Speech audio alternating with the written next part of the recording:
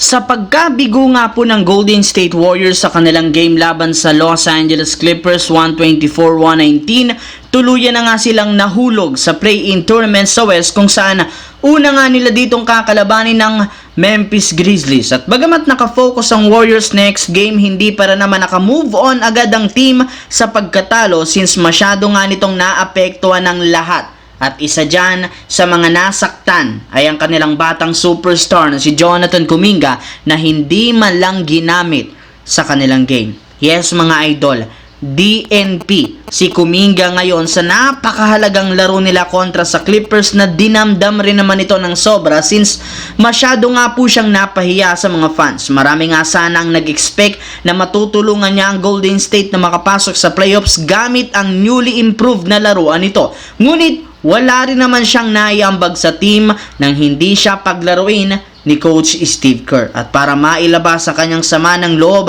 nag-practice nga itong mag-isa pagkatapos ng game. At dahil rin sa pangyayaring ito, questionable na ang kanyang future sa Golden State Warriors. Samantala, kagaya nga po ng naibalita ko sa inyo, matapos matalo ang Golden State, ay ang Minnesota Timberwolves na nga ang unang makakalaban ng Los Angeles Lakers sa first round ng West. At katulad ng inasahan, magkakaroon ng Lakers ng home court advantage sa kanilang 7-game series. Kaya magagamit nga ito ng Lakers para makakuha agad ng momentum. Pero para sa inyong kaalaman, kahit man merong home court advantage ang Lakers sa matchup, siguradong sobra nga sila ditong mahihirapan. In fact, 2 beses lamang silang naipanalo ng Lakers ang regular season series. Mismong si Coach JJ Redick nang nagsabi na hindi nga talaga madali para sa kanila na kalabanin ng Minnesota Timberwolves since isa nga itong napakalakas na team at napakaganda ng performance nila, kaya kailangan talaga nilang gumawa at paghandaan ng husto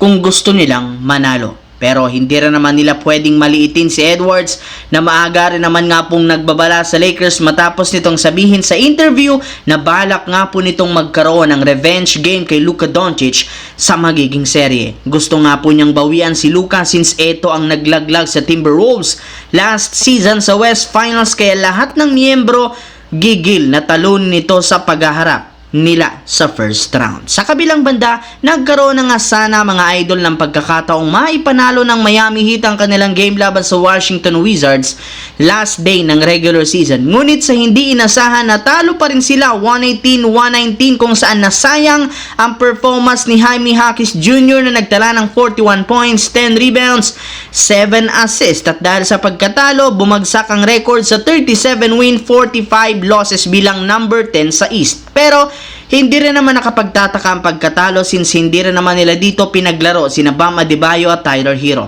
Alam na rin naman ng Miami Heat na manalo o matalo sila ng Wizards, kahit tumabla pa ang kanilang record sa Bulls, sila pa rin ang mahuhulog sa 10 seed dahil talo nga sila pagdating sa head-to-head. Kaya mas pinili na lamang ng Miami Heat na pagpahingahin ang mga malalaro at hihanda ang kakatawan sa magiging do-or-die game play-in tournament laban sa Chicago Bulls sa susunod na araw.